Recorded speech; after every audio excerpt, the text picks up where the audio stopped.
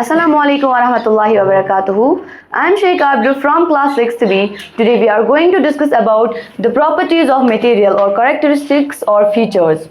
So, property of a material is something that we can measure, feel or see. That means कि एक material की जो property होती है वो कुछ ऐसे होती है जिसको हम measure कर सकते हैं, देख सकते हैं या फील कर सकते हैं, और मेजर करने के बाद, देखने के बाद और फील करने के बाद हम ये डिसाइड करते हैं क्या ये मटेरियल अच्छा है भी या नहीं.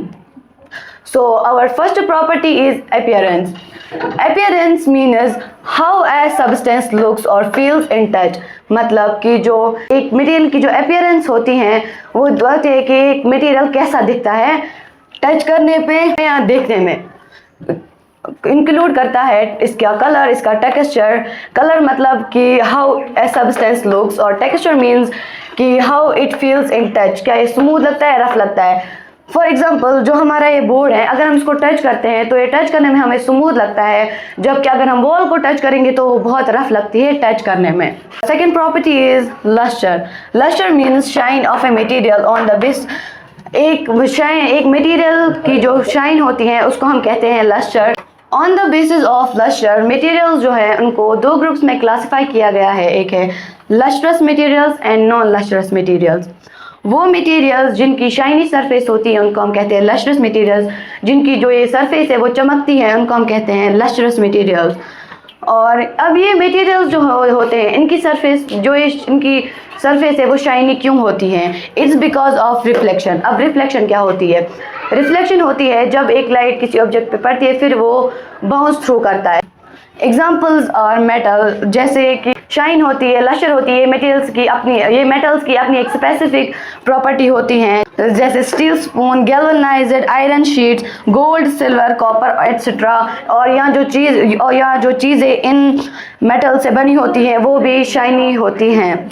सो here is the exception that some non metals like iodine, diamond, ये जो होते हैं ये नॉन मेटल्स होते हैं लेकिन ये फिर भी शाइन करते हैं. जैसे एक जो डायमंड है ये एक टाइप होता है कार्बन का, और कार्बन जो है वो खुद एक नॉन मेटल है. सो अब सेकंड है जो हमारा है नॉन लस्ट्रस मटेरियल्स.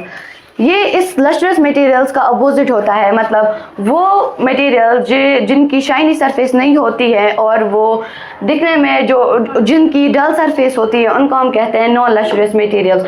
और इसमें एग्जांपल है would, plastic, sand, stone etcetera.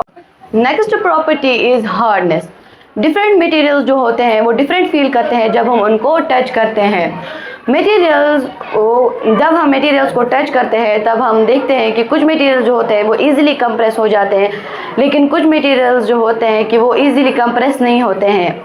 So on the basis of hardness material जो है उनको दो ग्रुप्स में डिवाइड किया गया है, soft materials and hard materials.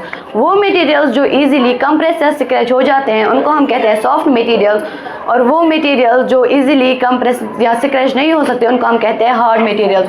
Soft materials के हम एग्जांपल ले सकते हैं जैसे स्पंज है, कॉटन है, क्लोथ्स है और एटसेट्रा. और हार्ड मटेरियल्स की जो कुछ ये एग्जांपल्स हैं वो हैं स्टोन है, मेटल है, ब्रिक्स है. एक एग्जांपल है मेरे हाथ में ये मार्कर है, जब मैं इसको कंप्रेस कर रही हूँ, दबा रही हूँ तो ये कंप्रेस नहीं हो रहा है बिकॉज कि ये जो मार्कर है ये एक हार्ड मटेरियल इसलिए इजीली कंप्रेस नहीं हो रहा है.